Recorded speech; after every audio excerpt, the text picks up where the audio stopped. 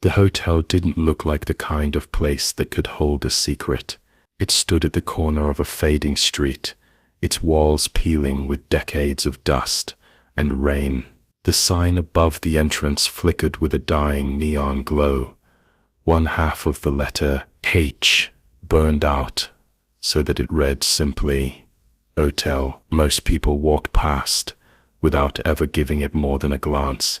To them, it was just another relic of the past, a forgotten building that belonged to another time. But for those who lived in the city long enough, they knew it wasn't just another hotel. It was the hotel with room 27. They didn't advertise the story on brochures, and there was no plaque on the wall to tell what happened there. But if you asked any of the older locals, their voices would drop, and their eyes would dart around as though the walls themselves might be listening. 50 years ago, a family had checked into room 27, a mother, a father, and 2 children. They looked like any other travelers passing through, tired, carrying luggage, eager for rest. No one ever saw them leave. By morning, all 4 of them were found dead. The details were strange, the kind that made police reports read like horror novels. The door had been locked from the inside, the windows had been sealed shut, no fingerprints, no signs of forced entry. And the family, they weren't just dead, their faces were pale, their mouths twisted open in silent screams. The eyes, every single one of them, had eyes frozen wide open, as though they had seen something no human should ever see. The case had gone cold within months. No suspects, no explanations, and eventually, the city tried to forget. But buildings remember.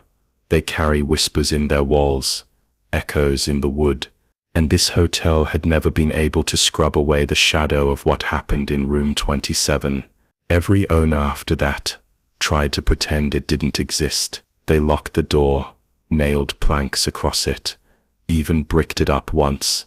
But people talk, rumors spread, staff would swear they heard voices from inside at night, faint laughter, or the scrape of chairs being pulled across the floor. A maid once claimed she had opened the door by mistake, only to find the room perfectly clean, except for the dining table set with plates, still warm with food that no one had cooked. The maid quit that very night. Some guests tried to dare each other, sneaking into the hall where the room sat at the very end, its number painted over, though the faint outline of the 27 could still be seen if you stared long enough. A few even knocked, joking, asking if anyone was home. None of them stayed in the hotel long after. There were whispers that one couple who stayed the night in the room were never seen again. Their belongings were found the next day in the lobby, but no one checked the room until later. When they did, the bed was untouched, the sheets neatly folded. The room was empty. For years, it became a story that parents told their kids to scare them. Don't wander too far, or room 27 will take you. Don't stay out too late, or you'll end up like the family. Urban legend, some called it, others swore it was true. And for one man, it was the perfect story to investigate. Daniel Price was not a man easily scared. He had built his career digging into the strangest corners of history, the kind of tales people whispered about, but no one wanted to say too loudly. He had a podcast, a small YouTube channel, and a following that adored his knack for finding the truth in old mysteries. He had walked through abandoned prisons, spent nights in houses where entire families were murdered, and even once broke into a sanatorium that had been closed for over 70 years. Fear was something he had learned to control, to analyze, to turn into content for his audience. When Daniel first heard about room 27, he didn't believe it. It sounded too perfect, too much like every other urban legend rolled into one. But then he started digging.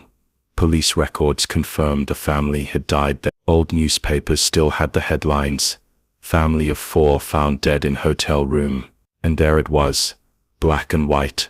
The door had been locked from the inside. No signs of a struggle. Cause of death, never determined. That was enough for Daniel. He booked a ticket to the city, And when he walked up to that old hotel for the first time, he felt the air shift. Standing outside the building, he could almost feel the weight of its history pressing against him. It didn't just look old. It looked tired, like it was holding onto something heavy it couldn't let go of. The receptionist was an older woman with silver hair tied neatly in a bun. She smiled when Daniel asked for a room, but her smile faltered when he requested room 20. For a moment her face went pale, as if he had just said something forbidden. "That room is not available," she said quickly, tapping her fingers nervously against the counter. Daniel leaned forward. "I know the story. I'm not here by accident. I want that room for the night." Her eyes flickered up to his, searching, almost pleading. "Sir, no one stays in that room," he smiled, his voice calm, the way he always did when convincing someone to talk for his documentaries. "I'll pay double, triple, if I have to. I just need one night." "That's—" The woman looked around as though expecting someone to stop her. Finally, she let out a long sigh. "If you insist, but don't say I didn't warn you." She reached under the counter, pulled out an old key, heavy and rusted, the number 27 faintly carved into its metal. She didn't place it in his hand. She set it on the counter and pushed it toward him, as though she didn't want to touch him while giving it away. As Daniel picked up the key, he noticed her hand trembling. He carried his bag up the creaking stairs, the carpet worn thin, the wallpaper curling at the edges. The hallways were dimly lit, the bulbs buzzing faintly above. At the very end of the corridor, a doorway. Its paint was darker than the others, as though someone had repainted it again and again in an effort to cover its age. The number on the door had been scratched, but you could still see it. 27. For a moment, Daniel just stood there staring. The air was colder here, heavier. He reached for the key, slid it into the lock. It turned with a reluctant click, like something waking up after years of sleep. The door creaked open. Inside, the room was ordinary. A bed against the wall, a dresser with a cracked mirror, a small table with 2 chairs. It looked no different than any other cheap hotel room. And yet, the longer Daniel stood there, the more he felt it. The silence, thick, pressing, as though the walls themselves were holding their breath, waiting. He set up his camera, placed his microphone on the table, and began recording. "This is Daniel Price. Tonight, I'll be spending the night in room 27, the infamous hotel room, where an entire family died under mysterious circumstances 50 years ago. Many believe this room is cursed. Some say it's haunted, and by morning, we'll find out the truth." As his voice filled the room, the silence seemed to sink deeper, wrapping itself around the words, swallowing them whole. Daniel felt the hair on his arms rise. He ignored it. He had been in creepier places. At least that's what he told himself. When midnight came, he was still awake, sitting on the bed speaking quietly into his recorder. He noted the way the air felt colder than before, how the shadows seemed to stretch just a little longer. But then he heard it, a sound, faint, from the mirror. He turned his head slowly, and what he saw made his breath catch in his throat. Daniel's reflection was gone. The cracked mirror that hung above the dresser showed not his face, not the pale, tired journalist staring back at himself, but something else entirely. The glass shimmered faintly, almost as though a thin layer of water rippled across its surface. Within those ripples, shapes began to form. A table, a flickering light, and then, people. At first, Daniel thought his eyes were playing tricks on him. He leaned forward, his breath fogging the glass. There, inside the mirror, sat a family of 4. The very same family he had read about in the old reports. A man and a woman, their children seated across from them. They were eating. Quiet, mechanical movements, as they lifted forks to their mouths, chewing in silence. Their eyes never blinked.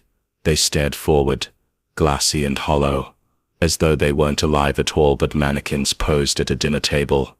Daniel's heart raced. He fumbled for his camera, trying to angle it toward the mirror. But when he glanced at the tiny screen, The reflection didn't appear. On film, the mirror was empty. Only when he looked with his own eyes did the family remain, trapped in that shimmering glass world. "Jesus Christ," he whispered. The father's head lifted suddenly. His eyes, wide and unblinking, turned toward Daniel. The mother followed, then the children. All four of them stared directly into him, through the glass, as if aware of his presence. Daniel stumbled back, knocking his chair over. The sound echoed too loud, the silence swallowing it quickly after. His hand trembled as he reached for his recorder. This is Price, documenting something. I don't know how to explain it. The mirror, there's a family inside. They're looking at me there." He swallowed, unable to finish. His throat had gone dry. And then the mirror changed again. The family rose from the table in unison. Their chairs scraped backward, though no sound reached his. The mother extended her hand, pressing it against the inside of the glass. The surface rippled like liquid, where her palm touched. For one horrifying moment, Daniel thought she might step through. He dropped the recorder and lunged for the door. The knob twisted, but didn't move. Locked. He yanked harder, his heart pounding so hard it felt like it might burst through his chest. Still locked. Behind him, a sound broke the silence. Not from the mirror this time, but from the bed. The sheets rustled, slow, deliberate, as though someone invisible had just sat down. Daniel turned his head, his body stiff with dread. The bed was indented, the blanket sagging, as though pressed down by unseen weight. He froze, breath shallow. "Who's there?" he whispered, though the words shook. No answer came, just the steady imprint of something that wasn't supposed to exist.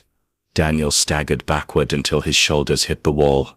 His camera still recorded, but the lens captured nothing out of the ordinary. To anyone watching later, he'd look like a man talking to himself in a perfectly empty room. But Daniel knew better. The mirror family was moving closer. They shuffled toward the glass, each step slow, deliberate, their blank stares never leaving him. The mother's hand pressed harder, until cracks spiderwebbed across the glass, though not a single shard fell. Daniel's survival instinct screamed. He grabbed the dresser and shoved it in front of the mirror. The wood scraped across the floor, blocking the view. For the first time since midnight, the silence returned, heavy, oppressive. His phone buzzed suddenly. The vibration in his pocket made him flinch so violently that he nearly screamed. He pulled it out with trembling fingers. No signal bars, no Wi-Fi. And yet, a notification appeared. Text message. From a number with no digits, just blank space. The message read, "Sit down. Eat." Daniel dropped the phone as though it had burned him. The screen cracked against the floor, but the words still glowed. "Sit down. Eat." He didn't sit. He couldn't. He paced instead, muttering to himself, trying to make sense of it. It's a trick. Some kind of hallucination. Gas leak maybe. Old building. Carbon monoxide. Yeah, that's it.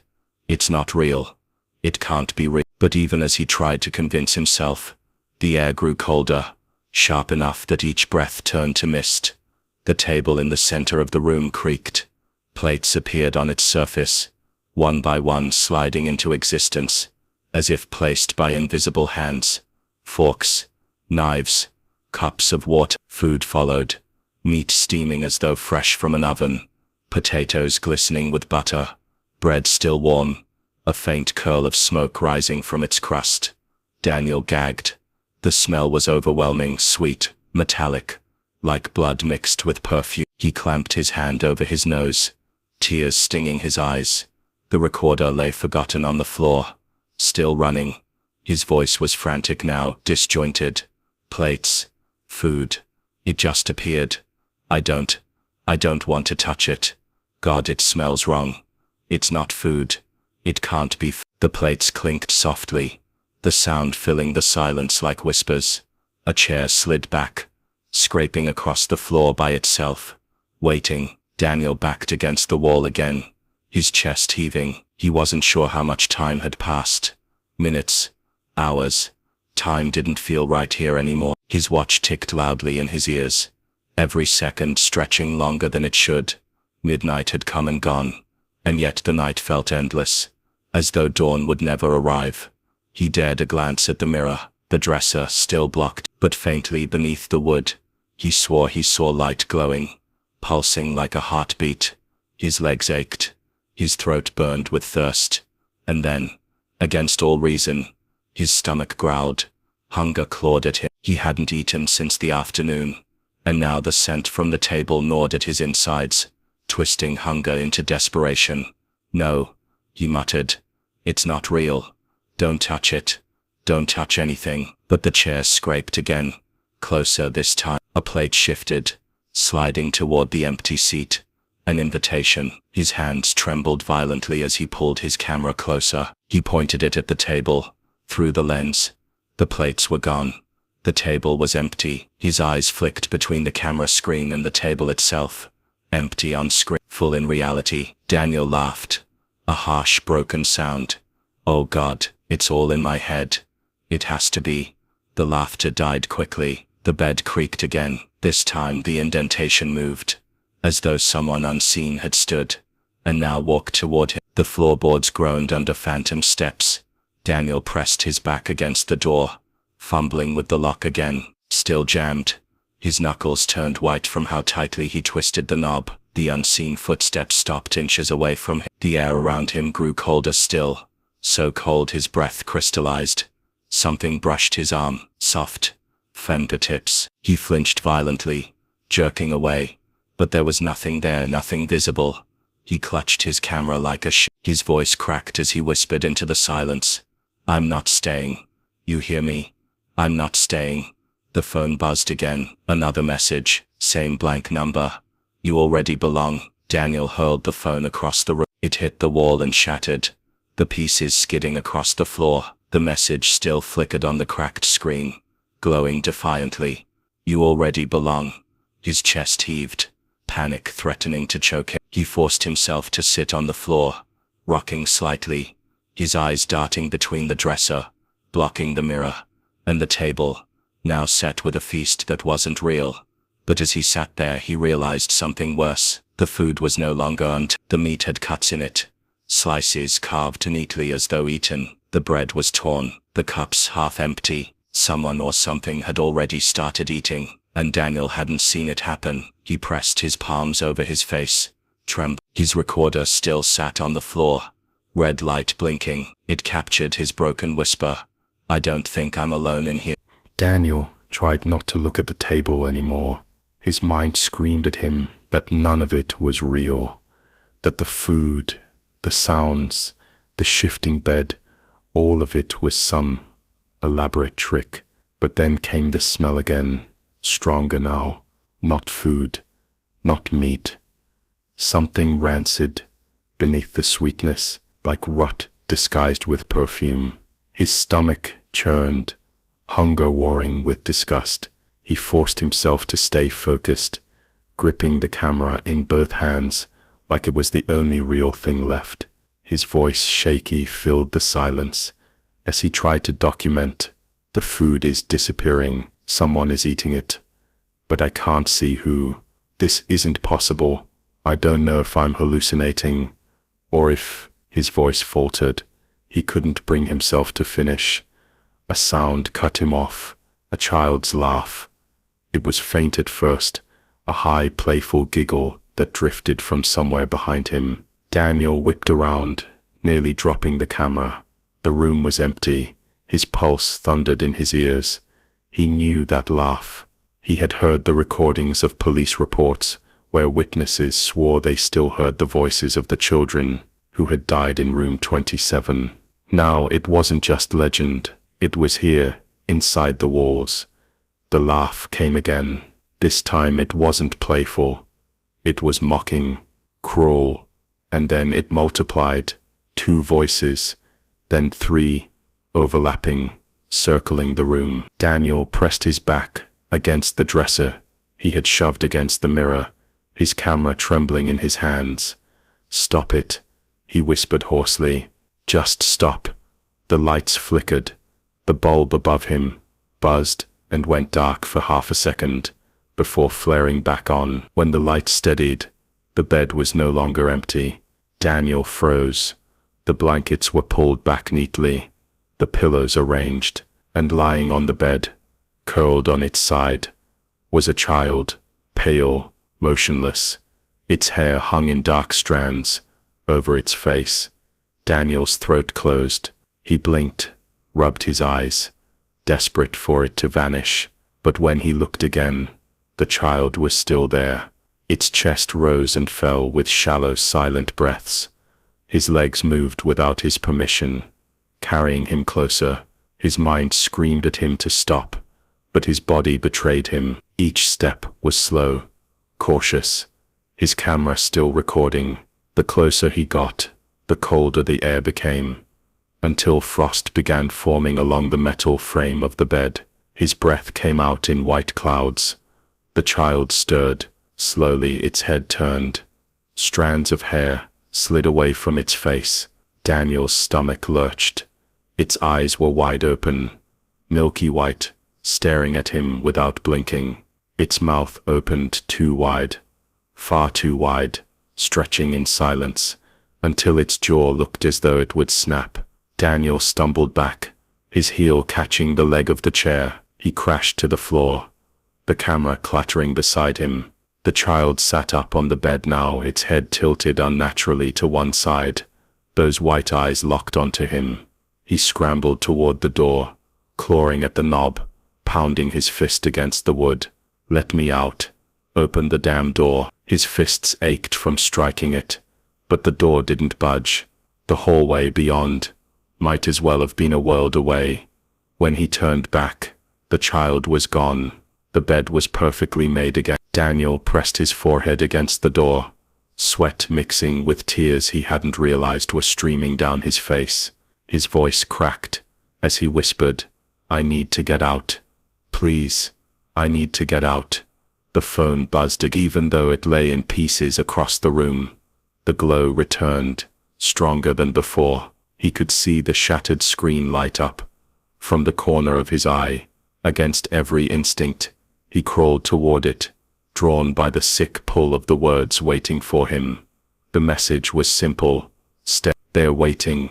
His hand shook violently as he shoved the phone away, but the screen still lit the shadows with its unholy glow. His hunger twisted again, gnawing unbearable now. He clutched his stomach, groaning, as his eyes dragged once more to the table. The plates were nearly empty. Only scraps of food remained, crumbs and bones. But one plate, the one nearest the chair that had been pulled out, was still untouched. A full serving.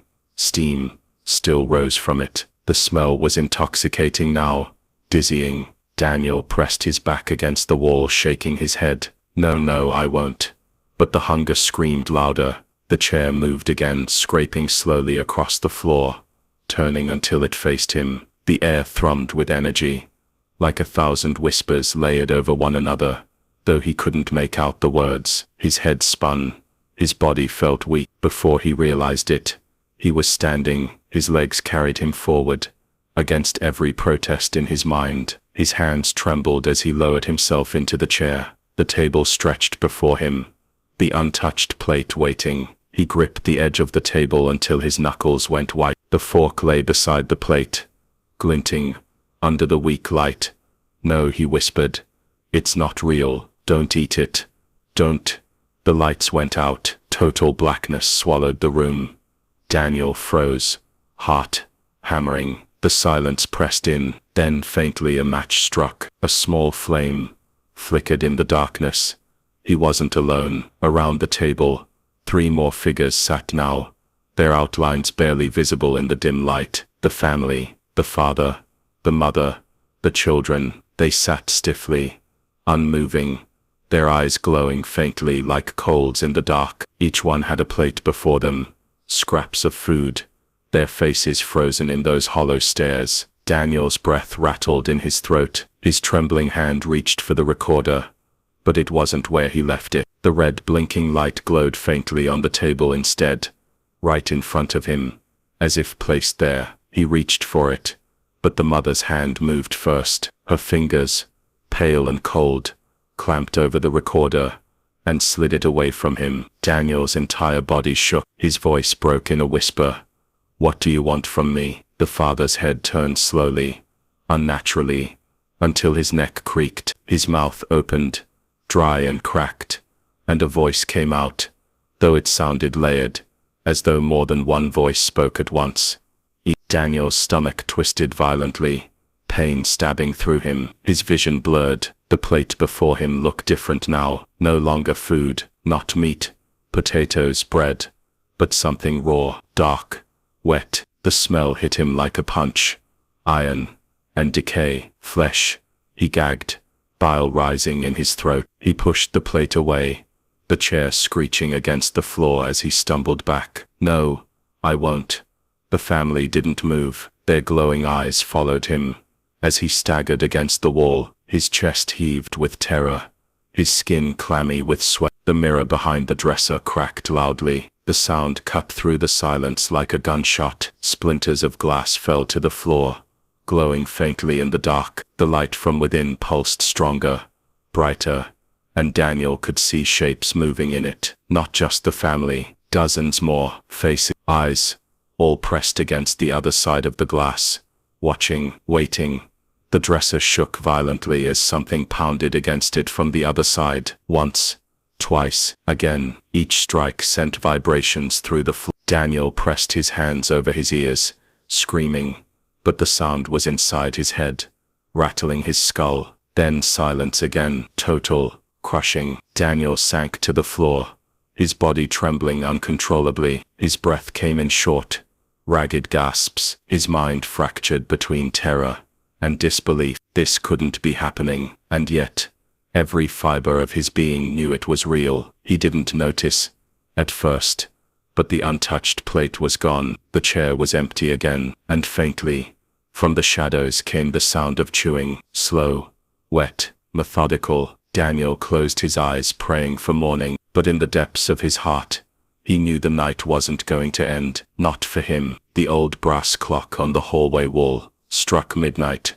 with a hollow clang that echoed through the building. At that very second, the journalist felt the temperature plummet inside room. His breath fogged in the air, and the shadows in the corners seemed to deepen, stretching, unnaturally as if alive. He tried to shake the sense of dread, but it pressed against him like an invisible hand, heavy and unrelenting. He whispered to himself that this was all imagination, that there had to be a logical explanation. But the deeper he stared into the mirror, the harder it became to believe his own words. In the glass, the family sat at the wooden table. They were pale, but not inhuman. The mother stirred a pot of soup, her hands trembling, as though she knew something terrible was about to happen. The father raised a glass in silence, his eyes darting toward the door every few seconds, like he expected someone or something to burst through at any moment. Two children sat between them, their faces blank, as though they were waiting for a signal. The journalist realized with horror that they weren't ghosts in the traditional sense. They were real, alive in some twisted way, captured in an endless loop of their final night. He rubbed his eyes, but when he opened them again, he nearly fell backward. The reflection had changed. The family was no longer looking at one another. They were staring directly at him. Their eyes followed his movements, and when he raised his hand nervously, the two children raised theirs in unison. His heart pounded. He stepped away from the mirror, only for the mother in the reflection to suddenly slam her palm down on the table, her mouth opening in a silent scream. No sound came out, but the journalist could feel the vibration of her terror rattling inside his skull. A loud bang echoed from the door behind him. He spun around. The knob twisted violently as if someone on the other side was trying to force their way in. He ran to it, tugging at the lock, but it wouldn't budge. The wood splintered slightly as the force grew stronger,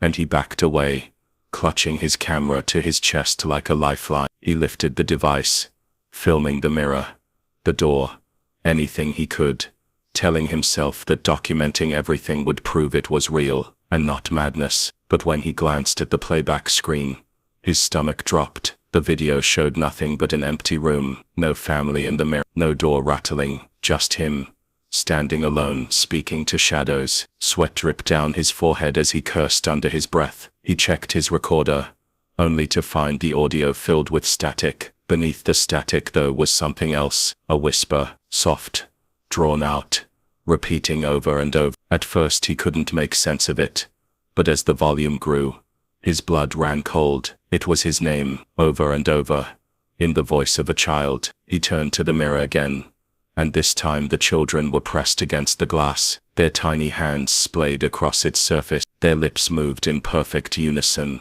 shaping his name. He staggered back, but the room seemed to shrink around him. The corners darkened, until only the table in the reflection was visible, glowing faintly like a stage under a spotlight. The family leaned forward, beckoning him with their eyes, and then the father mouthed something, slowly, clearly. "Sit with us." The journalist shook his head violently, whispering, No, this isn't real." He fumbled with his bag, pulling out his phone, hoping to call someone, anyone, but the screen flickered, and died the moment he touched it. Panic rose inside him like a tidal wave. He considered smashing the mirror, but something deep within told him that breaking it would not free him. It would trap him forever. The door rattled again, louder this time, as if dozens of fists were pounding against it. He covered his ears, but the pounding wasn't just on the wall, it was inside his skull, reverberating in his bones. He screamed, but his voice was swallowed by the oppressive silence. And then, just as suddenly as it began, the pounding stopped. The silence that followed was worse. It was the silence of anticipation, of something watching, waiting. The mirror flickered once more, and the scene shifted. The family was gone. The table was empty. The chairs pulled back, but there was someone else there now. It was him. He was sitting at the table in their place, his camera in front of him, his eyes hollow, his face expressionless. He blinked slowly in the reflection, and then his mirrored self tilted his head in a grotesque angle, as though acknowledging the man watching from the real side of the glass. The journalist stumbled backward, his knees giving way. He crawled toward the door, banging on it with his fists, begging to be let out. His voice cracked, desperation pouring from his throat. From the corner of the room came a sound, a creak, the unmistakable groan of a chair being pulled back. He froze, slowly against every instinct screaming inside him. He turned his head toward the mirror. The reflection showed the chair at the table sliding out, though no one sat in it. But behind him in the real room, the same sound echoed. He whipped around and saw it with his own eye. The wooden chair at the table in room 27 had moved. He gasped, scrambling to his feet. But the movement only made things worse. Another chair slid back, then another. One by one, all 4 chairs pulled away from the table as though inviting him to sit down. The journalist backed into the corner, shaking his head violently, muttering to himself. The reflection of his mirrored self at the table smiled slowly, raising its hand in a gesture that said, "Come closer." The journalist screamed again, but this time the sound didn't vanish into silence. It echoed, bouncing off the walls unnaturally, repeating again and again, until it wasn't his own voice anymore. The echoes grew distorted, twisting into the voices of others, the mother, the father, the children, layered on top of his own, creating a chorus of despair that filled the room. His vision blurred, spots of darkness clouding the edges of his eyes. He clutched his head, the whispers burrowing deeper, drilling into his mind. He could no longer tell if the banging was real,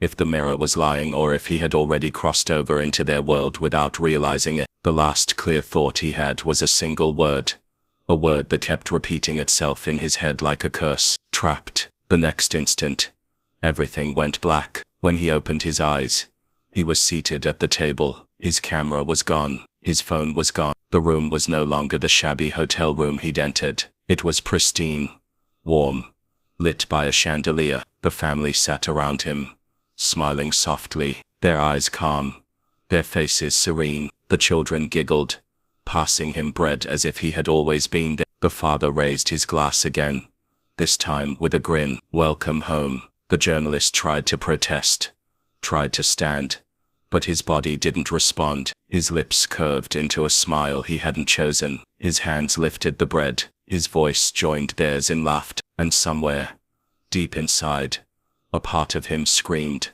unheard. The first thing he noticed was how convincing it all felt. The warmth of the chandelier's light wasn't some illusion. It pressed against his skin. The food on the table had texture, scent, even taste. When he forced himself to chew, his body acted as though it belonged here, even if his mind resisted with every breath. He wanted to push away the plate, to scream, to demand answers, but his hands continued to obey some invisible command. His lips stretched into polite smiles. His head nodded along to conversations he wasn't really part of.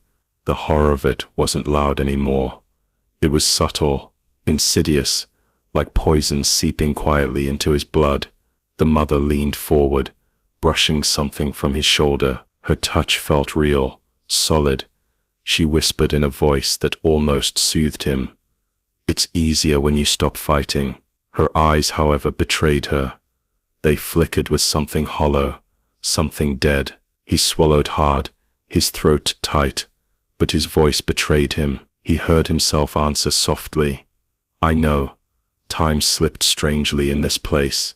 He wasn't sure if minutes or hours had passed, but the family remained unchanged, locked in a rhythm of eating, smiling, drinking. He tried again and again to focus on the door across the room, the exit he had banged on before, but whenever he blinked, it was gone.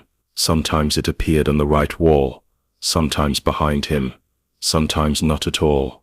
The geometry of the room shifted subtly, like a dream he couldn't wake from. Then, in one fleeting moment, he caught a glimpse of his reflection in the chandelier's polished brass. His heart stopped. The face staring back wasn't his. The skin was pale, the eyes empty sockets, the lips twisted in a grotesque grin. Yet when he lifted his hand, the reflection followed perfectly. He blinked. The chandelier swayed, and the reflection changed again. This time it was him, but older, drained, with deep shadows carved beneath his eyes. He mouthed a single word, though no sound came. "Run." The air in the room shifted. The laughter of the children, once innocent, now sounded sharp, jagged, almost mocking. They whispered to each other and glanced at him, their smiles stretching wider than natural. The father leaned closer, his voice carrying an edge of command. "Eat, drink, stay." For the first time since sitting at the table, the journalist managed to resist. He set the bread down, his hands trembling violently. "No," he rasped. The family froze. Their eyes turned to him in unison, their smiles vanishing, as quickly as if they had been painted masks ripped away. The silence thickened until it was suffocating. Then the chandelier above them flickered and went out. Darkness swallowed the room, broken only by the faint glow of the mirror, still hanging on the wall. The journalist's chest heaved as he looked toward it, and his heart cracked open at the sight. The mirror no longer showed him at the table.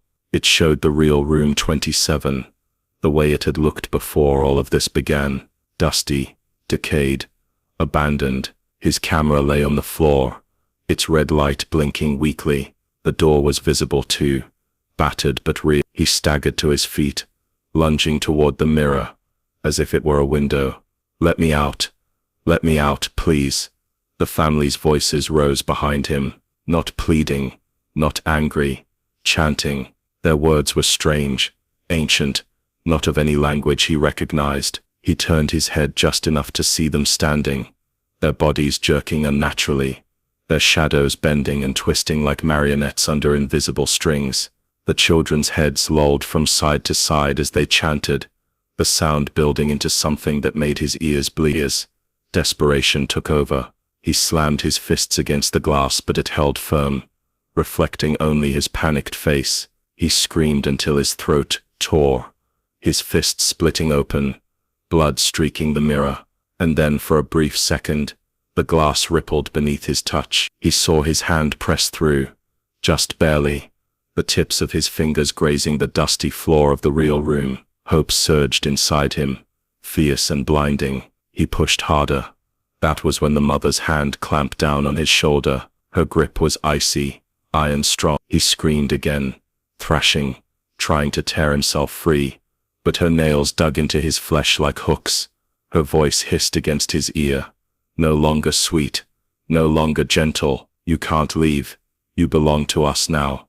The chanting grew loud. The father's voice rose above the others, guttural, commanding. The journalist's body began to convulse, his strength slipping as though the very energy was being drained from him. He felt himself being pulled back, away from the mirror, away from the last glimpse of freedom. His fingers clawed desperately at the glass, leaving bloody smears as his body was dragged. His reflection in the mirror twisted, morphing into that hollow-eyed version again, grinning as though mocking his struggle. No, he roared, with the last shred of willpower left inside him. He twisted violently, driving his bleeding hand into the mirror with all his force. The glass shattered, exploding outward in shards that sliced his skin. The chanting stopped instantly. Silence thundered through the room. When he opened his eyes, he was on the floor. The table was gone. The family was gone. Room 27 was just a filthy, abandoned shell again. His camera blinked weakly beside him, the recording light still on. He dragged himself across the floor, panting, sobbing, reaching for it like it was the only anchor left to reality. He clutched it to his chest, his breath shallow, his vision swimming. He muttered to himself over and over, I made it out. But then came the sound, a faint giggle, the laugh of a child, soft and sweet, echoing in the empty room. His blood ran cold. He lifted the camera with trembling hands, playing back the last recording. On the screen he watched himself sit at the table with the family, smiling, laughing, raising a glass. His voice joined theirs in that chorus of mockery. His own eyes in the video turned to the lens, and he whispered, almost lovingly, you can never leave.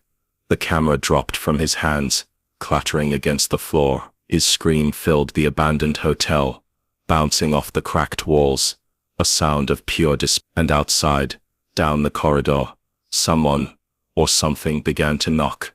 The knock came again, louder this time, deliberate, as though whoever, or whatever stood outside knew he was listening. He pressed his back against the wall, his chest rising and falling in sharp, shallow breaths. The silence between each knock stretched impossibly long, filling his head with dreadful anticipation. He didn't dare move, but his eyes slid toward the broken door frame. Dust drifted lazily in the air. His own ragged breathing sounded deafening. The camera on the floor blinked once more, then died. He cursed under his breath, but it wasn't the loss of the camera that crushed him. It was the thought that he no longer had proof of what had happened. The recording he had seen, the family's twisted smiles, his own betrayal. It had all vanished into blackness. If he escaped now, who would believe him? The knock came a third time. This one shook the walls. Plaster cracked above the doorway. He flinched, pressing his palms against his ear. The sound wasn't just noise. It carried through his bones, vibrating inside his skull. He staggered to his feet, unsure if his legs could support him, but driven by instinct, he had to move. He couldn't stay in room 27 any longer. He wrenched the door open and stumbled into the corridor. The hallway was darker than before, the light from the moon barely reaching through broken windows. Dust coated everything like a burial shroud. He turned left, then right, trying to remember the way back to the lobby. Every corner looked the same. Every hallway stretched farther than it should, twisting into impossible angles. His mind spun with panic. Then he saw it. A shadow moving at the far end of the hall. It wasn't shaped like a person. It was too tall, too thin, its limbs bending in strange ways. The moment he noticed it, the shadow stopped moving, as if it too had noticed him. For several agonizing seconds, neither of them moved. Then slowly, the shadow began to crawl along the wall, stretching unnaturally closer. He bolted. His footsteps thundered against the rotting floorboards, his breath tearing through his chest. He didn't dare look back. The hall twisted and turned endlessly, doors appearing where he didn't remember them, some open, some closed, all watching him like silent witness. He grabbed one door handle, yanking it open, hoping for a staircase, but the room beyond was identical to room 27, the same table, the same chandelier, untouched. He slammed it shut and kept running, He turned another corner, then stopped dead. Ahead of him, the hallway ended in a mirror. It stood upright, tall and flawless, reflecting him perfectly. He had seen it before, in room 27. His stomach dropped, as his reflection smiled at him, a cruel knowing grin that didn't belong to him. He stepped back, shaking his head. No, this isn't real. But the reflection leaned forward, pressing its palms against the glass, whispering words he couldn't hear. The surface rippled. For a moment he felt the pull, the same pull he had felt before, that terrible temptation to give in, to let the glass swallow him. He forced himself to turn away. His body trembled violently, his throat raw from screaming, but his will held. He ran again, not caring where his feet took him. He needed air. He needed to escape this endless labyrinth. At last, after what felt like hours, he saw it. The grand staircase leading down to the hotel's entrance. Relief surged through him. So suddenly, he almost collapsed. He half stumbled, half slid down the stairs, his hands gripping the banister to keep from falling. The lobby stretched before him, its cracked marble floors and broken furniture strangely comforting. The front doors stood tall at the far end, their glass panes fractured but intact. Freed, his hands slammed against the doors, pushing with all his strength. They didn't budge. He screamed, throwing his shoulder against the wood, pounding with his fists. But the doors remained immovable. He spun around, his chest heaving. They stood in the lobby, perfectly arranged in a line, blocking his path back to the staircase. Their faces were blank now. No smiles, no pretense of warmth. The mother's dress hung in tatters, her skin pale as paper. The father's hands were blackened, as though burnt. The children clutched each other, their eyes hollow pits. They didn't move, didn't speak. They simply watched him. His knees threatened to buckle. "Why me?" he whispered, his voice breaking. "Why me?" The mother tilted her head, her hair falling across her face. Her lips parted, and in that same soothing voice she had used at the table, she answered, "Because you came." The words struck him like a blade. His choices, his curiosity, his stubbornness, it had all led him here. He was the intruder, the one who had ignored the warnings, the one who had chosen to enter room 27. And now he understood. This place didn't hunt, it waited. He staggered backward, until his spine pressed against the unyielding door. "I'm not staying here, you hear me? I won't stay." The father stepped forward. His movements were slow, deliberate, each footfall echoing across the marble. The children followed, their whispers rising like the hiss of serpents. The journalist's vision blurred with terror. His body screamed at him to run, but there was nowhere left to go. In desperation, he raised the broken camera. It was useless, powerless, but it was all he had. He hurled it across the room. The camera shattered against the floor, its plastic and glass scattering. For a moment, the family froze. Their eyes flickered toward the wreckage. The red recording light blinked once, just once, though the battery was long dead. The children screamed, a sound so piercing, so inhuman. It split the air. The chandelier in the lobby shook violently, glass raining down in shadow. The father roared, his voice a guttural thunder that shook the very foundations of the hotel. The journalist didn't wait. He dropped to the ground, crawling through the glass, cutting his arms and legs as he scrambled forward. He ducked behind an overturned couch, pressing his bleeding hands to his ears to block out the shrieks. And then silence. His heart hammered in his throat. Slowly, he lifted his head. The lobby was empty. No family, no shadows, just the wreckage of the camera and the broken glass. He staggered to his feet, every muscle screaming in agony. The front doors creaked. He turned. The doors, the ones that had refused to open, now stood ajar. Cold night air drifted through the gap, carrying with it the scent of pine and damp earth. He stared at it, his mind refusing to believe. Slowly, carefully, he stepped forward. Each step felt like it could shatter the illusion. He pushed the doors open wider, and stumbled out into the night. The forest stretched before him, dark but real. The moon hung low in the sky, its light pale but alive. He fell to his knees in the dirt, clutching the earth in his hands, sobbing with relief. He was free. He had escaped. But as he looked back at the hotel, his breath caught in his throat. Room 27's window glowed faintly, and in the glass, he saw them, the family, watching, smiling. He turned and ran into the forest, branches tearing at his clothes, his lungs burning. He didn't stop, not until the hotel was nothing but a shadow behind him. Hours later, he emerged on the edge of a road. Headlights blinded him.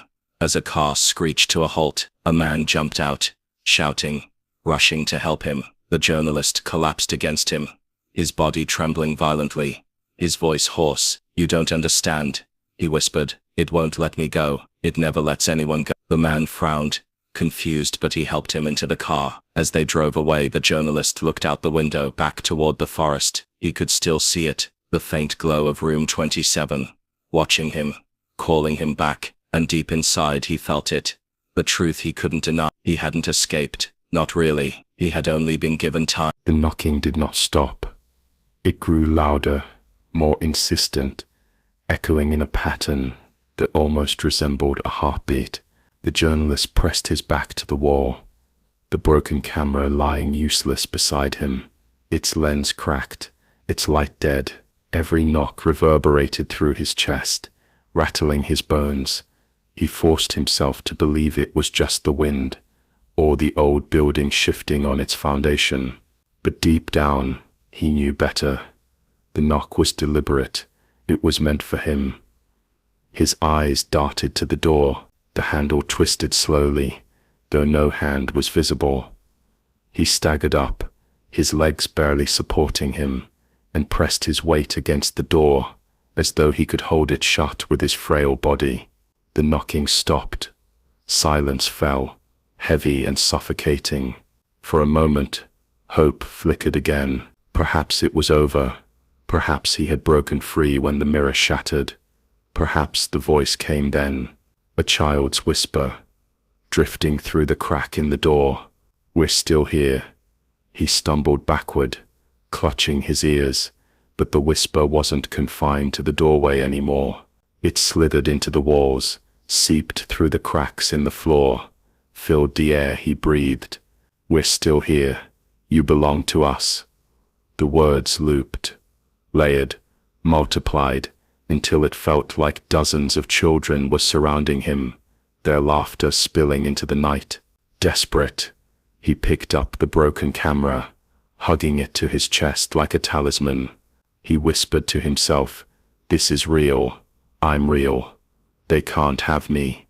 But the screen flickered to life without his touch, and he froze. The video played again.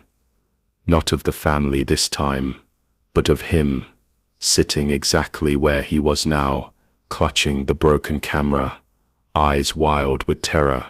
The recording leaned forward, staring into the lens, and spoke with his own voice. "You already stayed." The floor groaned beneath him, soft at first, then louder, like something massive was moving beneath the boards. The air grew heavy, thick with the stench of rot. He stumbled toward the window, clawing at the boards nailed across it, ripping splinters into his flesh. He yanked one loose, then another, his breath ragged, but as soon as a crack opened wide enough to glimpse the night sky, he froze again, because it wasn't night outside. Through the gap he saw the dining table again, bathed in warm chandelier light. The family sat smiling, waiting. Only this time, there was an empty chair at the head of the table. His chair.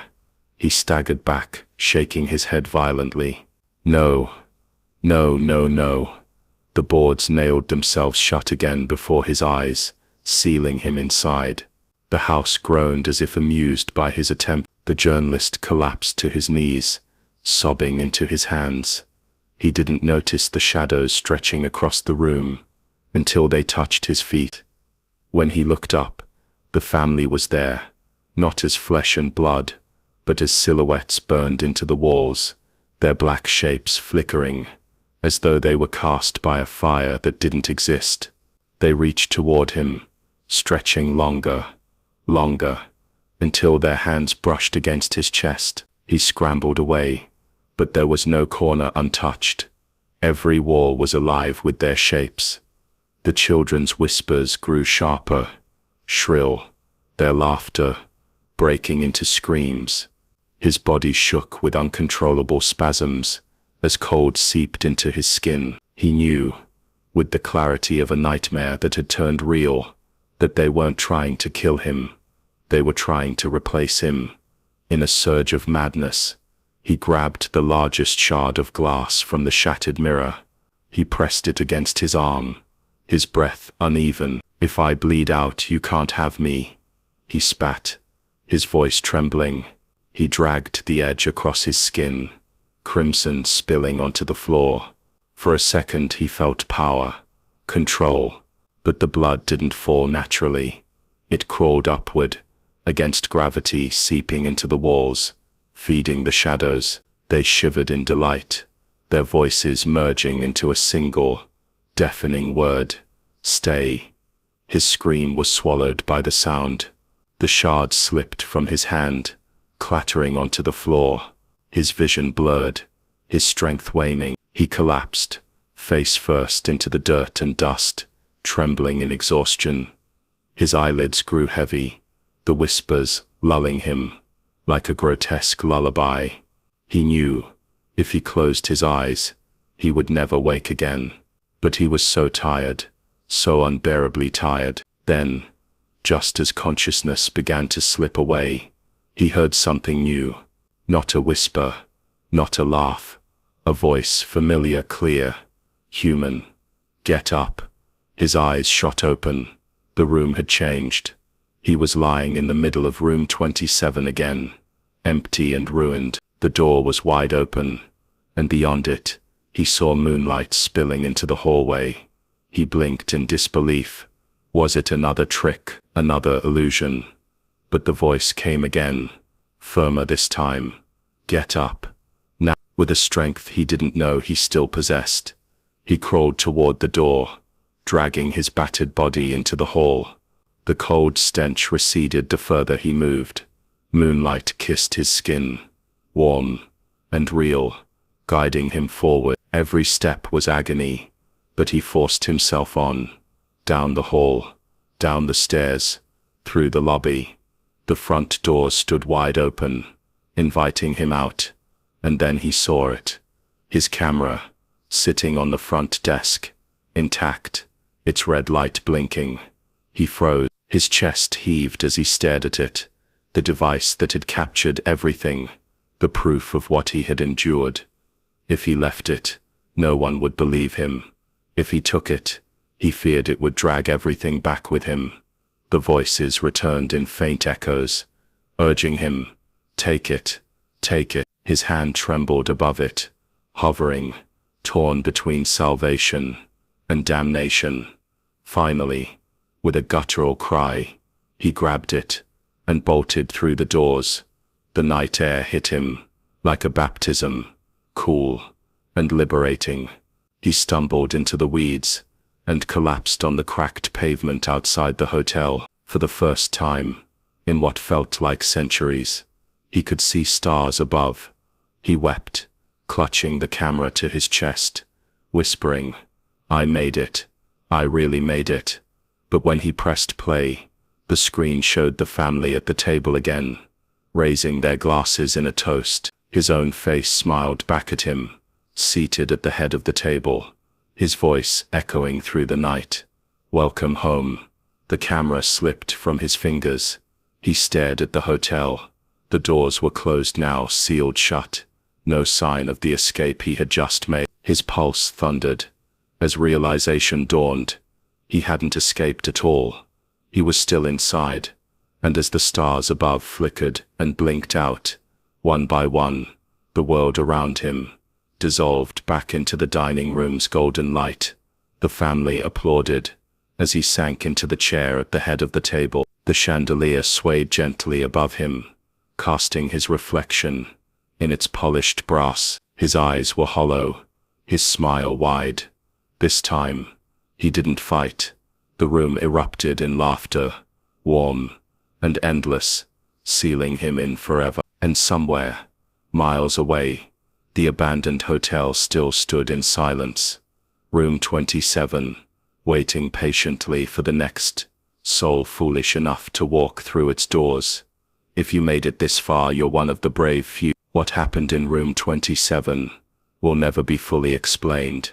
But maybe some mysteries aren't meant to be solved. Tell me, Would you dare to stay in a place like this, even for one night? Thank you for watching The Crimson Tree. If you enjoyed this story, make sure to like, share, and subscribe, because every week we bring you another tale that will keep you up at night. Until next time, keep your doors locked, keep your lights on, and remember, some truths are better left buried.